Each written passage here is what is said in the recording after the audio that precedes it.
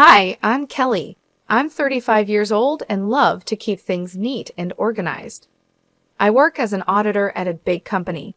My friends often tease me about how I always keep receipts and pay my taxes on time, but I believe these small habits help me stay in control of my life. Let me tell you how I met my husband, Brian. We met at a party hosted by our mutual friend, Julie. I remember that evening well. I was drinking a glass of wine and chatting with some old college friends when Brian walked in. He was a bit older, with a confident walk and a charming smile. He worked as a manager at a food sales company. "Hey, I'm Brian. Mind if I join you?" he asked, holding a beer and looking directly at me. "Sure, I'm Kelly. Nice to meet you," I replied with a smile. We started talking, and I was surprised by how easy it was to chat with him. We discovered that we both loved hiking and had a shared passion for classic rock music. A few months into our relationship, Brian invited me to his sister Lauren's barbecue. It was my first time meeting his family, and I was a bit nervous. When we arrived, Lauren greeted us warmly, but her 5 kids were a different story. They were running around, screaming, and throwing toys everywhere. "Hey Lauren, this is Kelly," Brian said, introducing me. "Nice to meet you, Kelly. These are my little rascals, Paul, James, and Helen," Lauren said, barely holding onto James, who was trying to squirm out of her grasp. "Nice to meet you all," I replied, trying to hide my discomfort. As the evening went on, the kids got wilder. They were climbing on furniture, throwing food, and yelling at the top of their lungs. I looked at Brian, hoping he would say something, but he just smiled and shrugged. "Aren't they just full of energy?" he said with a chuckle. I forced a smile and said, "Yeah, they sure are." As Brian and I got closer, we started talking about our future together. He proposed to me during a hike on top of a beautiful hill overlooking the valley. It was simple and sweet, just the way I liked it. Our wedding was lovely, except for one little problem: Lauren's kids. They were running around, making a mess, and being loud. Lauren didn't seem to mind, and Brian thought it was funny. "Look at them, they're having so much fun," Brian said, laughing as he watched them spill drinks and toss food around. "Yeah, but they're also making a huge mess," I replied, trying to keep calm. "Oh, come on, Em, they're just kids. Let them enjoy," he said, shrugging it off. I didn't want to spoil our special day by arguing, so I let it go, hoping things would get better once we settled into our new life together. After we got married, Brian and I decided to buy a house. We had been living in a rented apartment, but we wanted a place of our own. I was really excited about this new chapter in our lives. One evening after work, Brian and I sat down to talk about our finances and how we would manage the costs for our new home. "Kelly, we need to figure out how we're going to split the costs," Brian said, leaning back on the couch. "Yeah, I've been thinking about that too," I replied. "I can handle the furniture, appliances, and some art pieces. What about you?" "Well, I was thinking I could buy you a new car.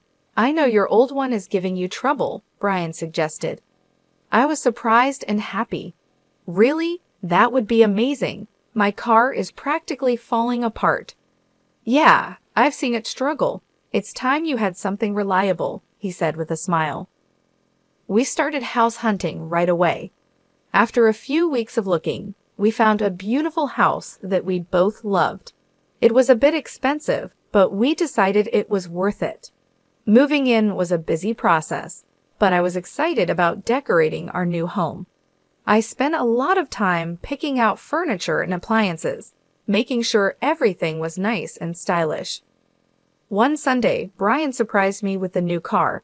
It was a sleek, shiny sedan, and I was thrilled. "Brian, this is incredible. Thank you so much." I hugged him tightly and exclaimed, "Thank you so much, Brian. This means a lot to me." "You're welcome, Kelly. You deserve it," he said, looking proud of himself. As we settled into our new home, things seemed to be going well. We both enjoyed our jobs and loved coming home to our cozy house. But small things started to bother me. Brian's laid-back attitude, which I once found charming, was beginning to annoy me. especially when it came to household chores. Brian, can you help me with the dishes tonight? I asked one evening after dinner. I had a long day at work. Can't we just leave them for tomorrow?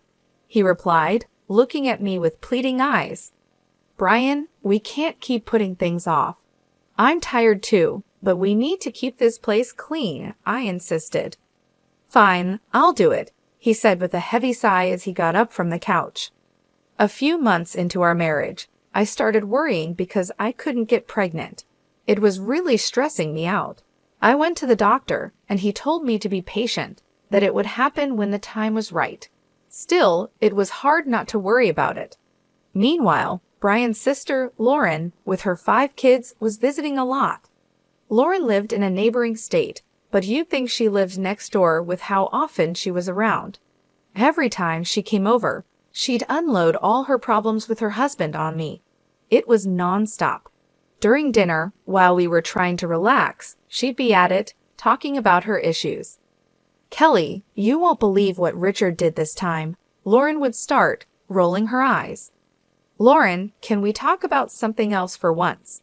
I'd ask, trying to steer the conversation away from her marital drama. Oh, come on, Kelly, I need to vent. You're the only one who understands, she'd reply, not getting the hint at all. And her kids were a nightmare. As soon as they stepped into our house, it was like a circus. They'd run around, fighting with each other, throwing food, and just being loud. After a long week at work, all I wanted was some peace and quiet, but that was impossible with those kids around. Guys, can you calm down, please? I'd say, trying to keep my cool as they tore through the living room. Why are you always so uptight, Kelly? Lauren would snap at me whenever I tried to get her kids to behave. They're making a mess, Lauren. I just cleaned the house, I'd respond, feeling my patience wearing thin.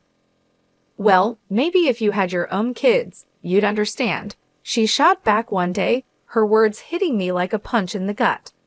I was shocked by how insensitive she was, especially since she knew how hard I was trying to get pregnant. It felt like a slap in the face, and I couldn't believe Brian didn't say anything to defend me. Brian, are you going to let her talk to me like that? I asked, my voice trembling with anger and hurt. Kelly, calm down. You're making a big deal out of nothing, he said, taking her side again. A big deal out of nothing? She just insulted me in my own home, I shouted, feeling tears start to form. I was so fed up. I couldn't keep living like this, constantly being disrespected in my own home, with my husband always siding with his sister. It was clear that something had to change, and soon. One Sunday, Lauren showed up with her 5 kids. She dumped them on me and said, Kelly, I need a break from parenting. I'm going shopping. I couldn't help but chuckle at her mention of parenting. The woman barely knew what that meant. Every time she was here, it was like a zoo. Fine, Lauren, but you better be quick, I said, already feeling stressed. Thanks, Kelly, you're a lifesaver, she chirped, grabbing her purse and bolting out the door before I could say anything else. Great, I thought, just what I needed. I was in the kitchen trying to cook dinner. It's a long process, and I like things done right. But with those kids running wild, it was impossible to focus. They were yelling, running around, and making a mess. Guys, can you keep it down? I shouted from the kitchen, hoping they'd listen for once. Of course they didn't. Suddenly, I heard a loud crash. My heart sank. I ran into the living room, and there it was, my grandfather's antique Chinese vase shattered on the floor. My chest tightened with anger and frustration. What happened here? I screamed, looking at the kids who were now standing still, looking guilty. We were just playing, one of them mumbled, not meeting my eyes. This vase is priceless. It's from my grandfather. Do you have any idea what you've done? I was livid, shaking with anger. Just then, Brian walked in, looking all calm and clueless. What's going on, Kelly? Your nephews just broke my grandfather's vase. Look at this mess. I pointed at the shattered pieces on the floor. Calm down, Kelly. It's just a vase. We can get it fixed, Brian said, shrugging like it was no big deal. Just a vase? This isn't about the vase, Brian. It's about respect. I'm tired of this. Every time Lauren comes over, our house turns into a mess. And you don't care, I shouted, my voice cracking with frustration. Just then, Lauren walked in with shopping bags, looking annoyed. What's all this yelling about? Your kids broke my grandfather's vase. Lauren, look at this mess. I pointed at the floor, trying to hold back my tears.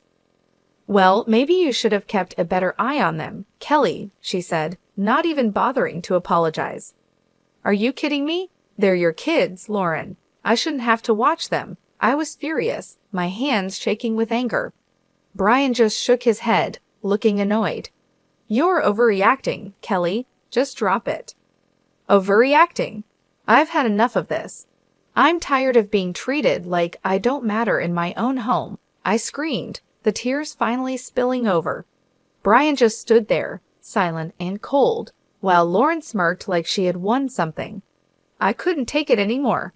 I stormed out of the room, feeling a mix of anger, hurt, and betrayal. We've been dealing with Lauren and her kids' chaotic visits for months, but I had no idea what was coming next. One morning, Brian was sitting at the kitchen table, munching on his toast, when he casually dropped a bombshell on me. Kelly, I need to tell you something. Lauren's getting divorced, and she's moving in with us with the kids for a few months, he said, like he was just telling me the weather. I almost dropped my coffee. What? Are you serious? Our house is already a madhouse when they visit for a day. How are we supposed to handle them living here for months? She's my sister, Kelly. She needs our help.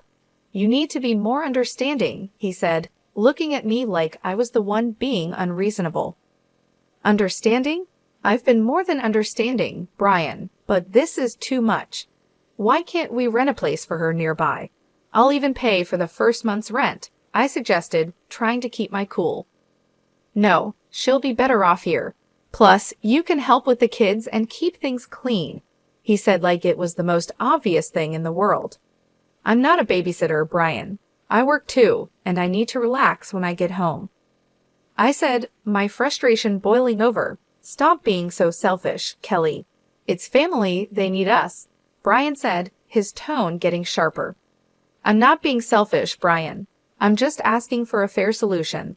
I don't want my life turned upside down, I said, feeling my anger rise. Well, they're coming tomorrow evening, so you better get used to the idea, he said, standing up and leaving the kitchen. I couldn't believe it. I felt completely blindsided and betrayed. The next morning, I woke up early, still fuming from our argument. I got dressed for work and went to grab my car keys, but they were nowhere to be found. When I called Brian, he answered, sounding way too calm for my liking. I took the car. It's mine, remember? I'm giving it to Lauren so she can use it for the kids, he said. I was stunned into silence for a moment. You're giving my car to Lauren? Are you serious right now? It's not your car, Kelly. I paid for it, and she needs it more than you do, he said, sounding matter-of-fact. That's the last straw, Brian.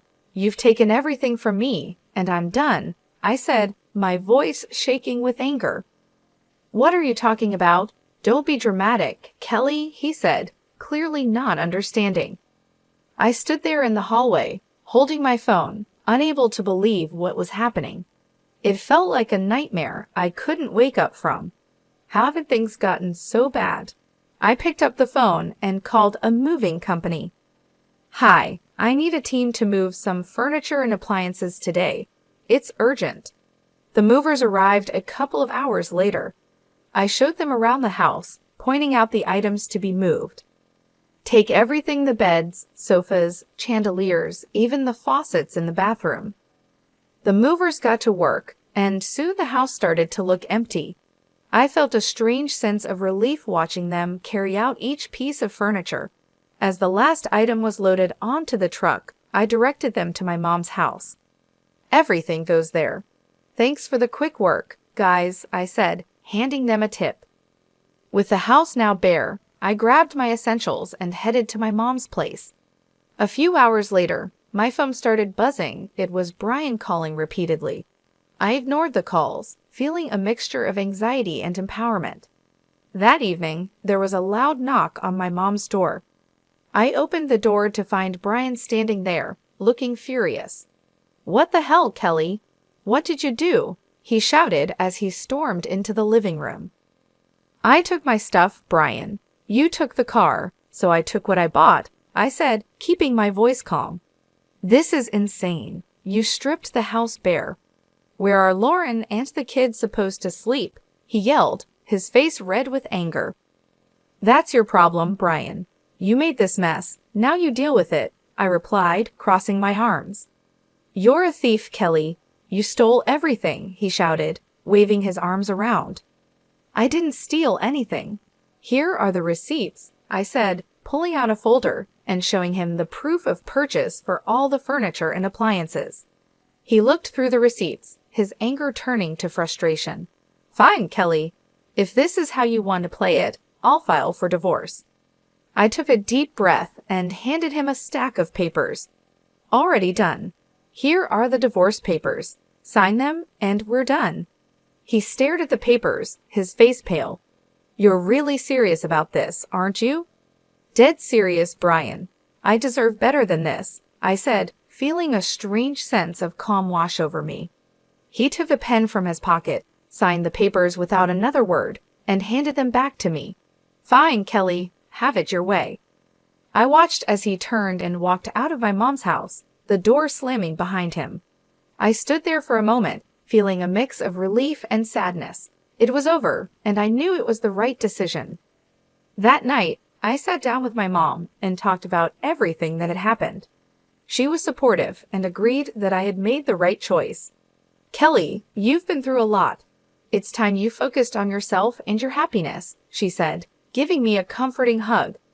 "Thanks, Mom. I just need some time to figure things out," I replied, feeling a weight lifted off my shoulders. Over the next few days, I started to settle into a new routine.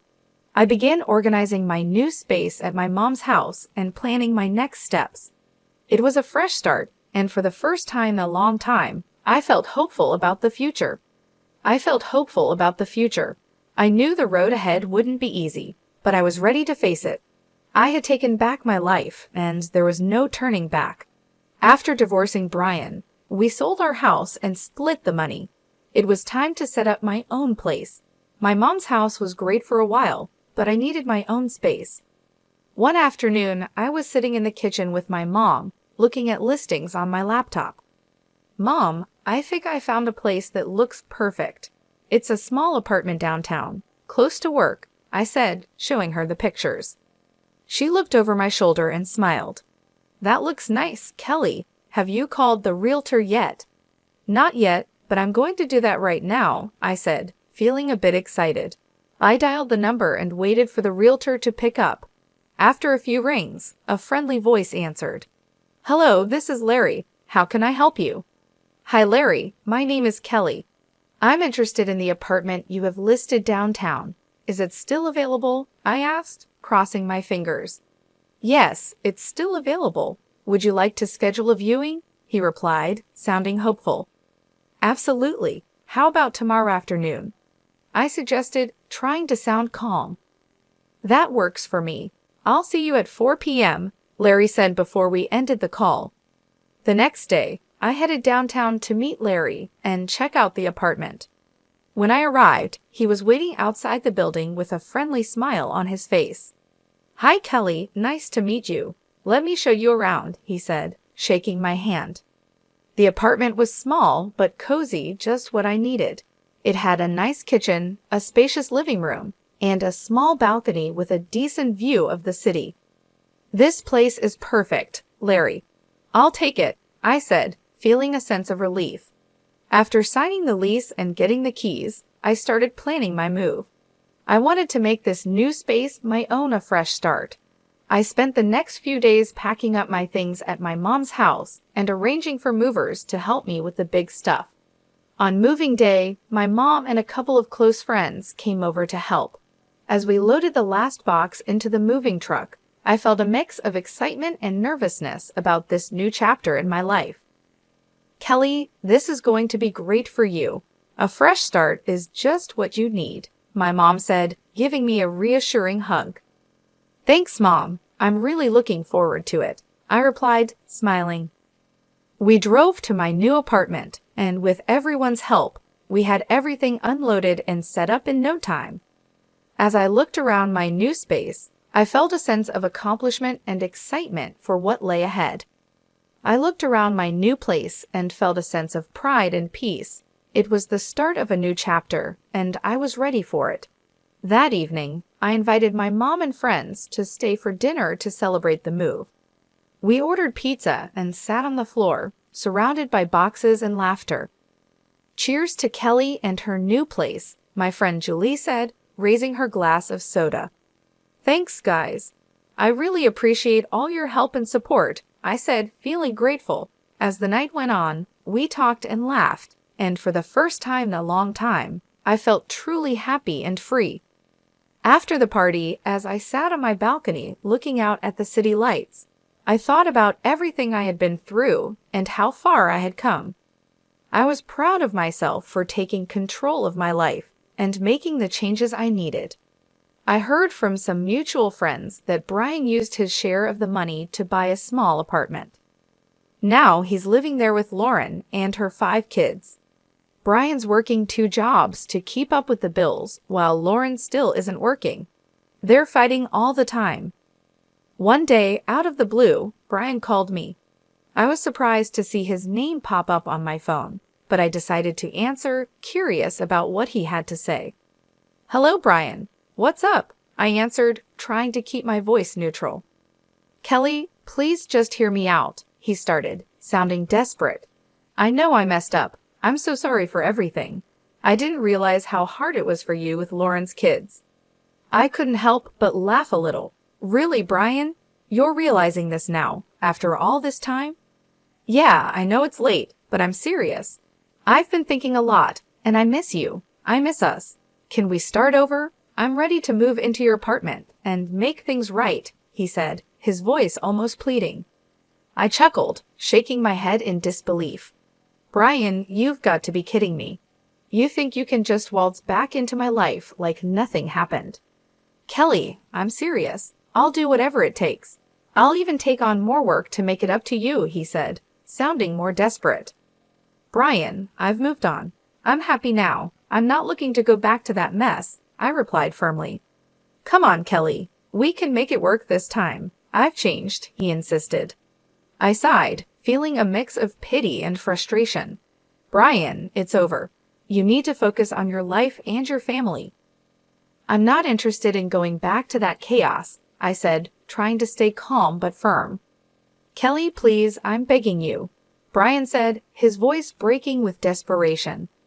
Brian, no. I found peace without you, and I'm not giving that up, I said, standing my ground. Take care, Brian. I hope you find your way. I hung up the phone, feeling a strange mix of relief and closure. It was clear that Brian was struggling, but I couldn't let his problems drag me back into a situation I had worked so hard to escape. Later that day, I met up with Julie for coffee and told her about the call. We sat in our favorite little cafe, the aroma of fresh coffee and baked goods filling the air. You won't believe who called me today, I said, rolling my eyes as I stirred my coffee. Who? Julie asked, raising an eyebrow and leaning in with curiosity. Brian. He actually begged me to take him back and let him move into my apartment, I said, shaking my head in disbelief. Julie burst out laughing, nearly spilling her coffee. Are you serious? What did you say? I told him no, of course. I'm not going back to that mess, I replied, smiling at the absurdity of the situation. We spent the rest of the afternoon chatting and laughing, and I realized just how far I had come since my life with Brian. I had built a new life for myself, one that was peaceful and fulfilling. I wasn't going to let anyone take that away from me. The cafe was a cozy spot, with warm lighting and soft music playing in the background, creating the perfect setting for our heart-to-heart conversation. As the sun began to set, casting a golden glow over the city, we decided to take a walk along the river. The cool breeze was refreshing, and the sound of water flowing gently against the banks added a calming effect to our stroll. "I can't believe how much has changed in just a few months," I said, looking out over the water, the lights from the buildings reflecting off the surface like tiny stars. "You've come a long way, Kelly. I'm really proud of you," Julie said, giving me a supportive pat on the back. "You're stronger than you think you know." "Thanks, Julie.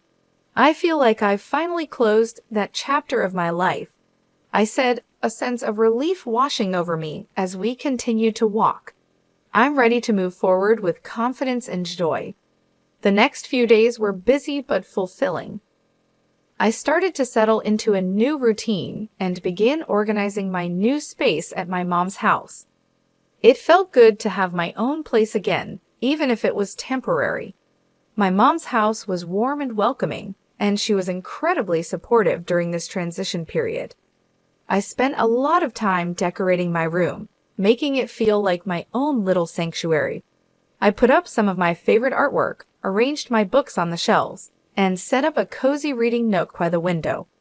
It was a space where I could relax and feel at peace, away from the chaos and stress of the past. One evening, as I was unpacking the last of my boxes, my mom came into the room with 2 cups of tea. "Thought you might need a break," she said, handing me a cup and sitting down on the edge of the bed. "Thanks, Mom. I appreciate it," I said, taking a sip of the warm tea. It was soothing, and the familiar taste brought a sense of comfort. "You've been through a lot, Kelly. It's time you focused on yourself and your happiness," she said, giving me a comforting hug. "You deserve it." "I just need some time to figure things out," I replied, feeling a weight lifted off my shoulders as I looked around my new space. Over the next few days, I continued to adjust to my new life. I started planning my next steps, looking into new opportunities and setting goals for the future.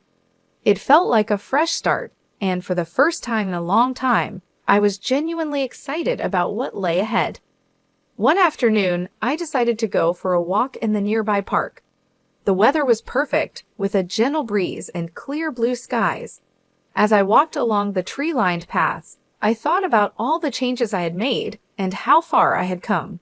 I felt a deep sense of satisfaction and peace, knowing that I was on the right path. I bumped into some old friends while walking and ended up spending the afternoon catching up with them. It was great to reconnect and share my experiences, and they were happy to see that I was doing well. We talked about old times, laughed about silly memories, and made plans to meet up more often. It was comforting to know that I had a strong support system and people who cared about me. As the sun set, I headed back to my mom's house, feeling content and hopeful.